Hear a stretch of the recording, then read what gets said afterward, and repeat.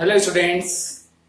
आज मैं आपको कुछ इंपॉर्टेंट बातें बताना चाहूंगा जो कि हमारे केमिस्ट्री सब्जेक्ट के प्रिपरेशन के लिए है कि हम कैसे सब केमिस्ट्री को पढ़ें, कैसे उसकी स्टडी करें जिससे हमको अच्छे मार्क्स बोर्ड एग्जाम्स में मिले। जनरली मैंने ऑब्जर्व किया है कि स्टूडेंट इस बात के लिए फेस करते हैं या मेरे पास कॉल्स भी आते हैं, कमेंट्स आते हैं और कभी कभी डायरेक्टली क्वेश्चन भी होते हैं कि अगर स्कूल में मैं किसी स्टूडेंट से बात करता हूँ तो कि सर होता ये है कि हम जब पढ़ते हैं केमिस्ट्री को, कुछ रिएक्शंस हमने पढ़ा तो वो तो आज हमको समझ में आ गया, वो हमसे 2 दिन तक बनता है, उसके बाद हम भूल जाते हैं।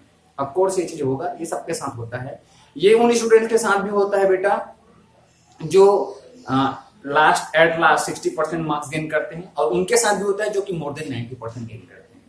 ठीक है, कोई भी केमिकल रिएक्शंस या कोई भी एक पर्टिकुलर टॉपिक आपके माइंड में आपसे इंस्टेंटली कोई पूछ ले तो आप तुरंत बता पाओ, ऐसा नहीं होता है।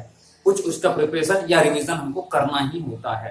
अगर मैं किसी अच्छे स्टूडेंट को भी बोलूं कि बेटा अचानक से मैं पूछ दूं, मुझसे इंस्टेंटली पूछ दूं बेटा what is Finkelstein reaction, what is Swarts reaction, what is Hofmann bromamide degradation reaction, what is Wurtz reaction, तो हो सकता है इसमें से एक आध दो रिएक्शन वो ना बता पाए, क्योंकि हर एक रिएक्शन एनी टाइम आपके दिमाग में रहेगा। ऐसा पॉसिबल है, इम्पॉसिबल तो कुछ भी नहीं होता, ये आपको भी मालूम है, बट इन जनरली ये चीज नहीं होता है। ठीक है, तो एक रिवीजन हमको लेना ही होता है, एक रिवीजन हमको करना ही पड़ता है, तो रिवीजन इसके लिए रिक्वायर्ड होती है। ठीक है, तो अब बात ये आती है कि हम पढ़ाई कैसे करें जिससे हमको बोर्ड्स में अच्छे मार्क्स मिले। नीट जेईई एक तो डिफरेंट सेक्शन है। ठीक है, अगर मैं बोर्ड की बात करूं तो बोर्ड में अच्छे मार्क्स लाने के लिए बेटा आपको स्टार्टिंग से पढ़ना बहुत जरूरी है। अब आप ये सोचेंगे कि सर वही तो नहीं होता, साल भर आप पढ़ने के लिए बोल रहे हैं, हमको मालूम है कि साल भर हम पढ़ेंगे तो वो हो जाएगा। नहीं बेटा, कभी कभी गाइडेंस काफी जरूरी होती है। ठीक है, साल भर पढ़ने के बाद भी कभी कभी नहीं हो पाता। ठीक है, या कभी हम खुद डिमोटिवेट हो जाते हैं अपने आप में कि इतना सारा पोर्शन है एंड और भी कुछ चीजें माइंड्स में आती हैं। हमारे टर्म्स एग्जाम में अच्छे मार्क्स नहीं आ रहे हैं इतना पढ़ने के बाद भी, आखिर हमारे मार्क्स तो उतने ही आ रहे हैं। मैं पढ़ता हूं तो भी 45% 50% आता है, मैं नहीं पढ़ता तो भी 50% आता है, तो मैं क्यों पढ़ूं, उससे अच्छा मैं लास्ट में ही पढ़ दूंगा।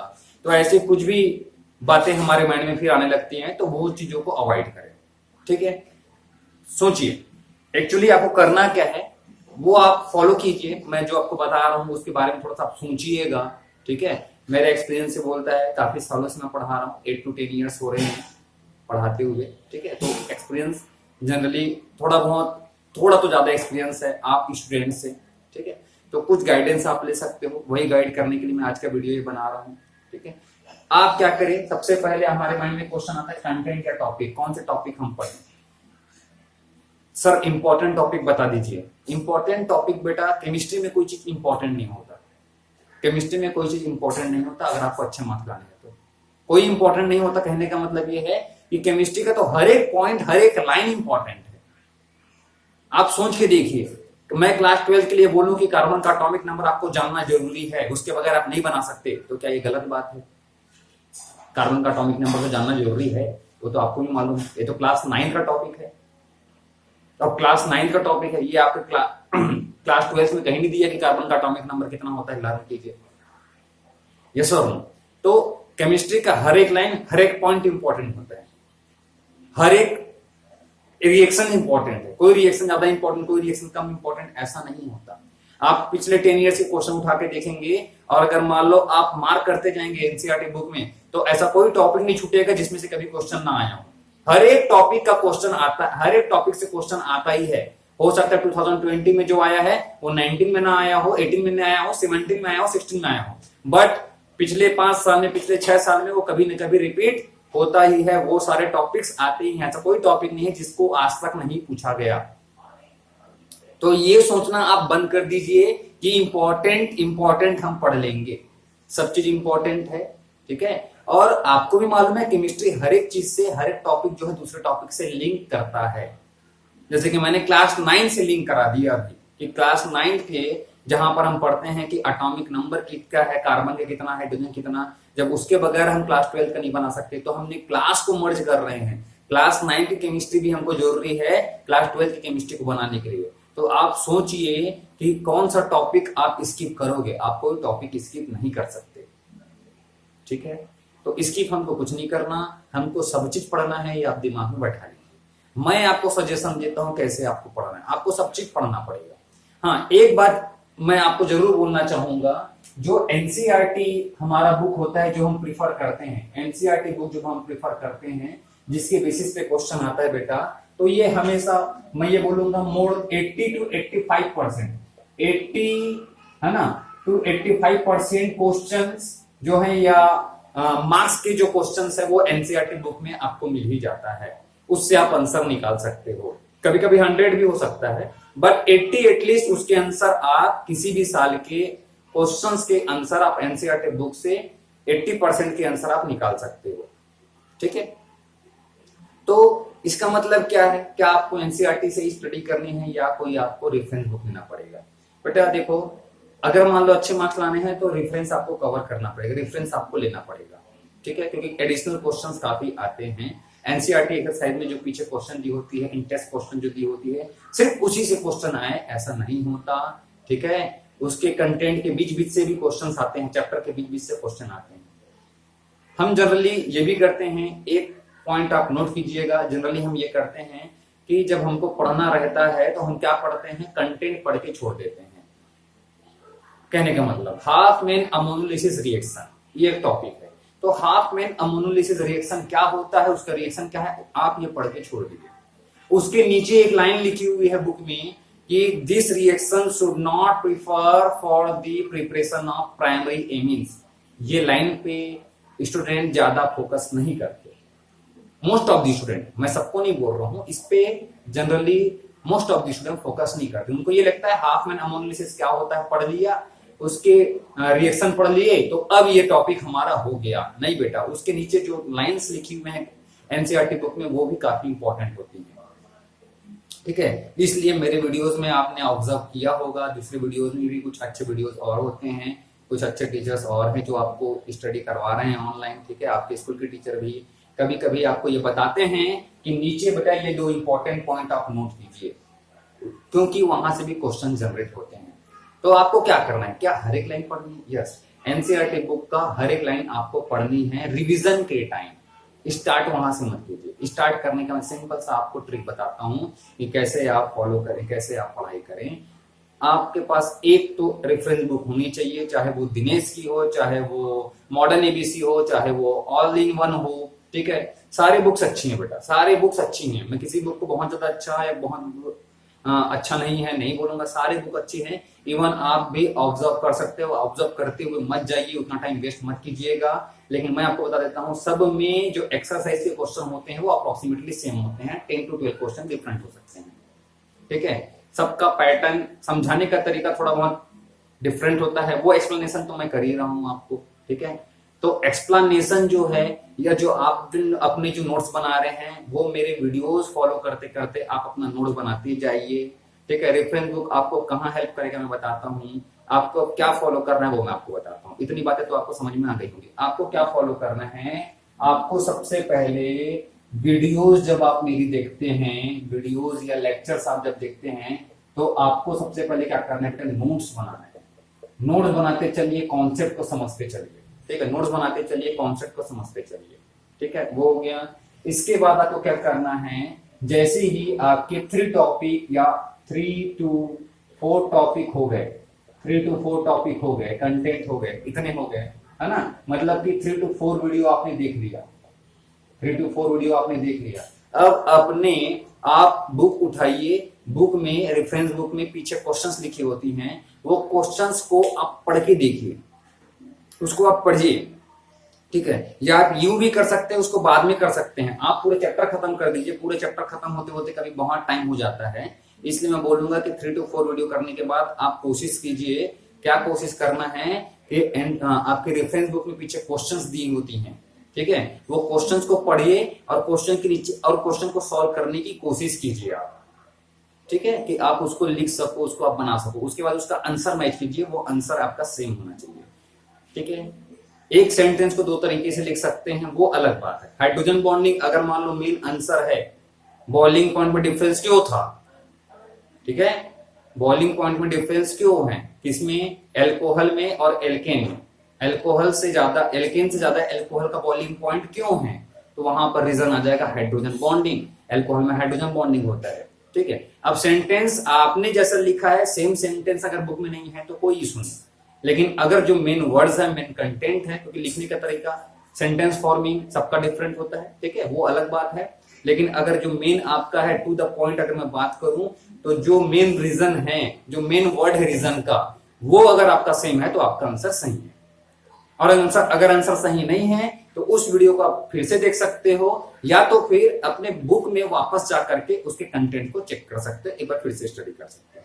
तो उससे रिलेटेड 3 to 4 टॉपिक में आपने कितनी चीजें पढ़ी हैं? आपने प्रिपरेशन पढ़ा है, ओके, प्रिपरेशन पढ़ा। अगर ऑर्गेनिक में आपने प्रिपरेशन पढ़ा है तो प्रिपरेशन के जितने रिलेटेड क्वेश्चंस हैं, उस रिएक्शन से रिलेटेड क्वेश्चंस हैं, उसको सॉल्व करके आप देखिए आपसे बन रहा है कि नहीं बन रहा है। वो बनेगा, ठीक है, वो जरूर बनेगा। आप एक बार तैयारी कीजिए, वीडियोस देखिए, नोट्स बनाइए, नोट्स को अच्छे से स्टडी कीजिए, लर्न कीजिए, उसके बाद आप क्वेश्चन बना के देखिए, बनेगा। ठीक है, जहां पर प्रॉब्लम्स आ रही, डाउट्स आ रहे हैं, उसके आंसर्स वहां पर चेक कीजिए, आंसर को देख करके समझने की कोशिश कीजिए। वहां पर अगर प्रॉब्लम जा रहा है तो आप वापस उस टॉपिक पे जाकर के उसके आंसर को एक बार फिर से समझने की कोशिश कीजिएगा।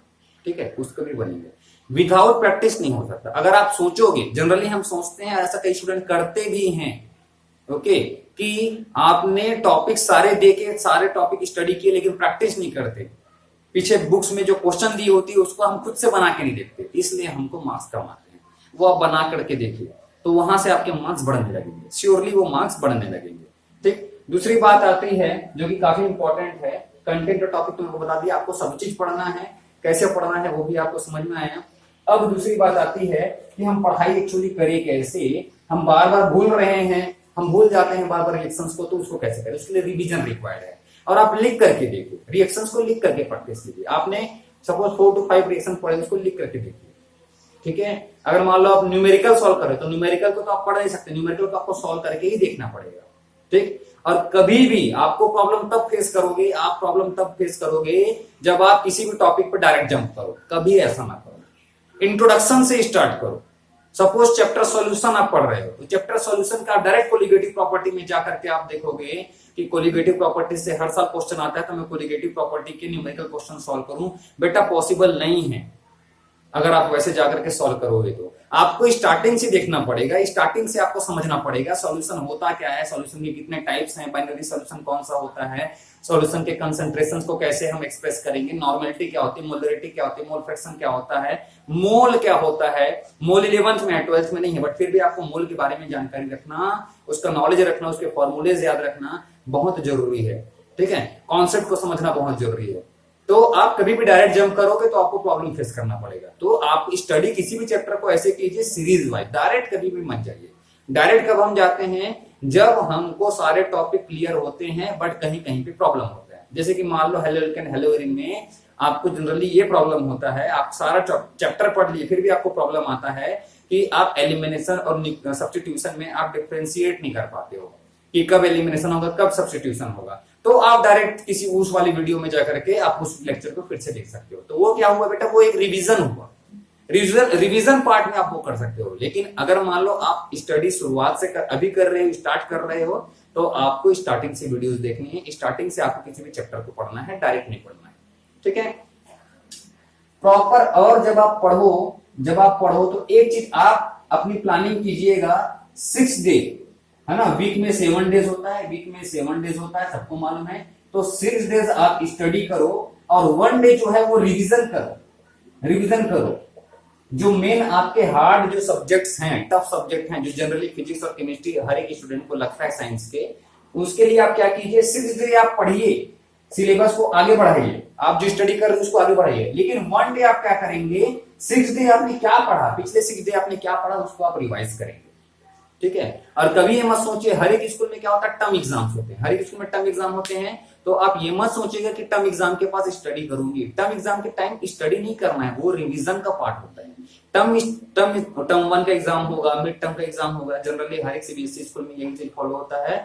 और उसके बाद टर्म 2 का एग्जाम होगा, फिर प्री बोर्ड होता है। ठीक है, तो ये जो टर्मिनल एग्जाम्स हैं, यहाँ पर आपको रिवाइज करना है, वहां पर आपको किसी भी चीज का प्रिपरेशन नहीं करना है। इस बात का आप ध्यान रखिए। ठीक है। अब आपको क्या करना है, प्रॉपर प्लानिंग, यही चीज मैं आपको जो बोला, 6 डे आप पढ़ाई कीजिए, 1 डे आप क्या करेंगे, रिवीजन करेंगे, तो आप ज्यादा भूलेंगे नहीं। आपका कंटेंट बार बार रिवाइज होते जाएगा, फिर टर्म 1 में आपका रिवाइज होगा, फिर मिड टर्म में रिवाइज होगा, टर्म 2 में रिवाइज होगा, प्री बोर्ड में रिवाइज होगा, तब आप फाइनल एग्जाम तक पहुंचेंगे, फिर उस टाइम पे आपके भूलने की कंडीशंस नहीं रहेंगे। ठीक है।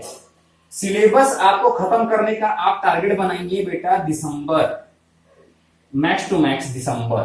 ठीक है, नवंबर हो जाए तो बेटर है। अब देखो इसके लिए आपको समर वेकेशन आपका यूज करना पड़ेगा। ठीक है, इसलिए मैं वीडियो पहले बना रहा हूं। क्यों? क्योंकि अगर आप अभी से यूटिलाइज करोगे अपने टाइम्स को, तो आप बहुत इजी वे में अच्छे से पढ़ाई कर पाओगे और आपका परसेंटेज लास्ट में अच्छा आएगा। अगर आप अक्टूबर में पढ़ाई शुरू करोगे, जो जनरली स्टूडेंट्स कर जाते हैं, अपना टाइम वेस्ट कर जाते हैं, तो अक्टूबर में स्टार्ट करने से आपको क्या लॉसेस होंगे वो भी मैं आपको बताऊंगा। अभी आपको क्या करना है, पूरे सिलेबस को मंथ में डिवाइड करना है। जैसे कि मान लो अभी मई है, मई की स्टार्टिंग है, तो मई, जून, ठीक है, फिर आया जुलाई, फिर अगस्त, फिर सितंबर, फिर अक्टूबर, फिर नवंबर। चलो मैं इतना ही लेता हूं, दिसंबर तक नहीं जाता। आपके केमिस्ट्री में 16 चैप्टर है, 16 चैप्टर, और आपके पास मंथ कितने हैं, 1 2 3 4 5 6 7, तो आ रहा है अबाउट 2.5, मतलब 2.5 चैप्टर आपको 1 मंथ में कंप्लीट करना है। मतलब आपको मिलता है एक चैप्टर के लिए 12 डेज, अबाउट 12 डेज बहुत है। 12 डेज बहुत होता है किसी चैप्टर को कंप्लीट करने के लिए। ठीक है, मतलब अगर मान लो मेरी वीडियोस अगर आप फॉलो कर रहे हैं, तो एक दिन में आपको 2 वीडियो देखना है, बस 2 से 3।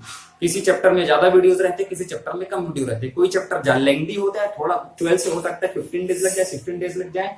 कोई चैप्टर छोटा हो सकता है 10 दिन में हो जाए, तो वो कवर हो जाता है। ठीक है, आप सोचोगे नवंबर में सर सिलेबस करा रहे हैं, मतलब हम इधर टाइम वेस्ट कर सकते हैं, तो ऐसा मत सोचो, नहीं हो पाता। क्यों नहीं पाता? ये आपका जनरली हर एक स्कूल में सितंबर वाले मंथ में मिड टर्म एग्जाम होता है, ठीक है, और जुलाई के आसपास टर्म 1 होता है, नवंबर दिसंबर के आसपास टर्म 2 होता है, जनवरी में प्री बोर्ड होता है। तो जब बोर्ड एग्जाम रहेगा, कल के डेट में हिंदी का एग्जाम रहेगा, तो मेरे को नहीं लगता आप फिजिक्स पढ़ोगे या केमिस्ट्री पढ़ोगे।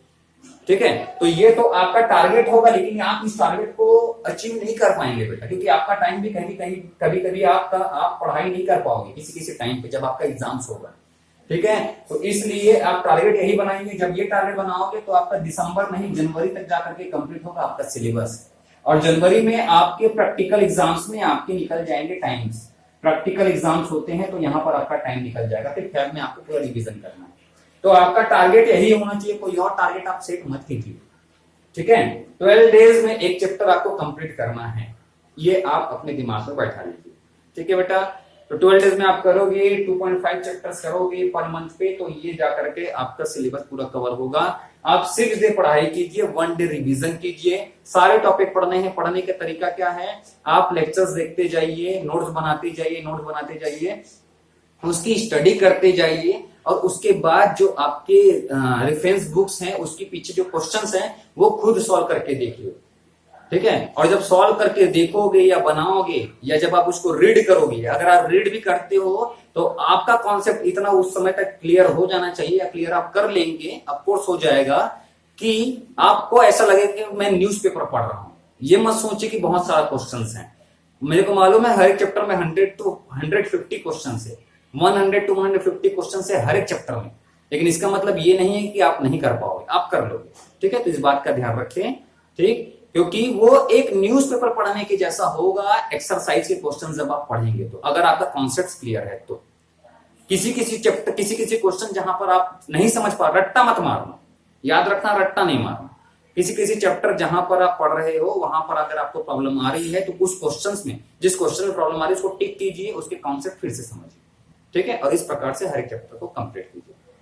Okay, keep watching, keep practice. अगर आपको सजेशन अच्छा लगा तो अच्छी बात है बेटा, सजेशन काफी मायने रखती हैं, टारगेट बनाकर रखिए, और प्लीज प्लीज प्लीज इसको फॉलो कीजिए। आप श्योरली अच्छे मार्क्स लाओगे और आसानी से मार्क्स लाओगे। अगर आप स्टार्टिंग में 3-4 महीने वेस्ट कर दोगे, अगस्त के बाद पढ़ाना शुरू करोगे, तो आपको 2.5 नहीं, उस टाइम पे आपको 5 चैप्टर करने पड़ेंगे 1 डे पे, सॉरी 1 मंथ पे। मतलब अभी 12 डेज आपको मिल रहा है, उस टाइम पे आपको 6 डे मिलेगा। तो अभी का टाइम वेस्ट मत कीजिए, स्टार्टिंग से पढ़िए, आपके मार्क्स जरूर अच्छे आएंगे। केमिस्ट्री बहुत ज्यादा टफ नहीं है। ठीक है, अगर आप रिवाइज करते चलो और प्रॉपर प्लानिंग से पढ़ाई करें तो। Okay, thank you, keep watching, keep practice. and do your best. Thank you.